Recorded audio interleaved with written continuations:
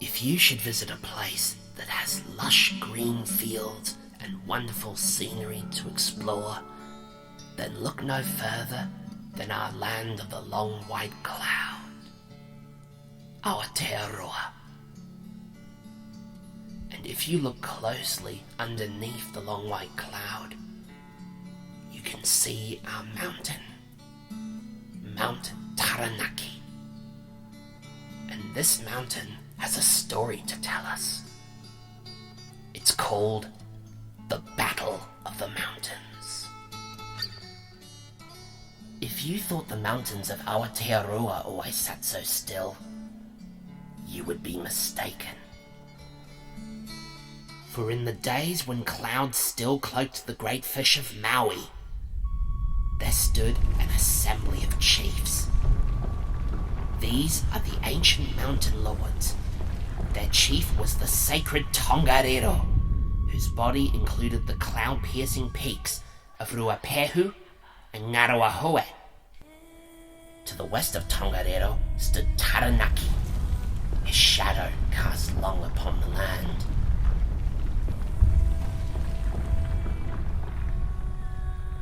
To the southwest stood Putawaki and Tawahara, smaller mountains but still strong and powerful. This was the mountain clan.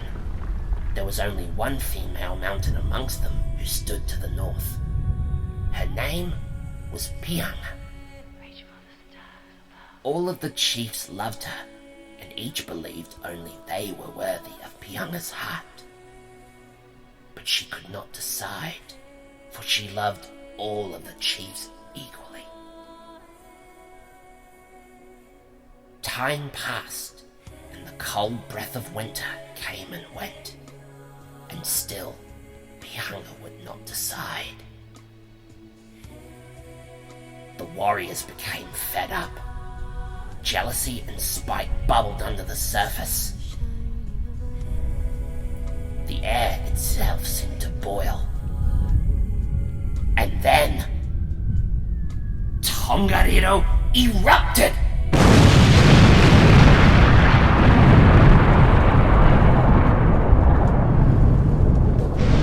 An awful stillness hung in the thick dark clouds.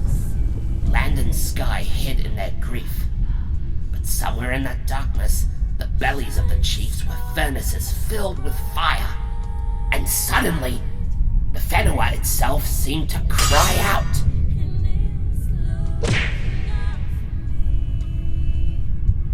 The warring began.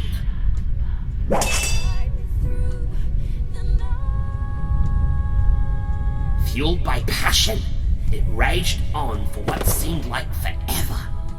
Day and night were forgotten, and darkness ruled in the world of light. After an eternity, the volcanoes subsided.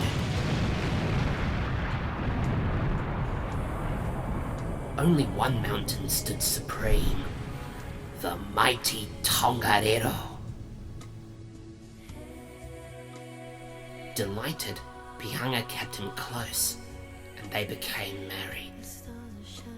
Taranaki acknowledged Tongariro's ownership of the land. Taranaki travelled to the west to the setting sun. As he journeyed, the path he scoured into the whenua is now the gullies of Manganui, Uteao, and the Whanganui River.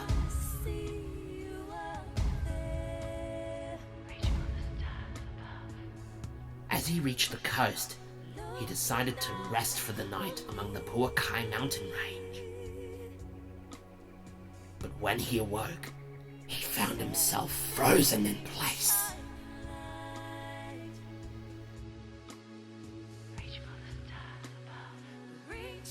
Putawaki moved east instead, to the fire that eats the dawn. He made it as far as Kawaru before he too became frozen.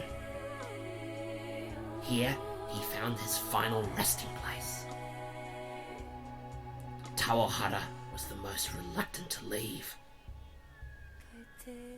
His mind remained consumed with passion for Pihanga. He moved slowly, constantly stopping and looking back as he crossed Taupo Lake. Tawahara barely made it to the north of the lake before he too became one with the land. And so, that is the story of the giants who once stood together to the south of Lake Taupo. The next time you pass by our mountains, don't forget that they once went to war. And who knows, they may one day get up and do it all over again. And that is the end of the story. Kia ora.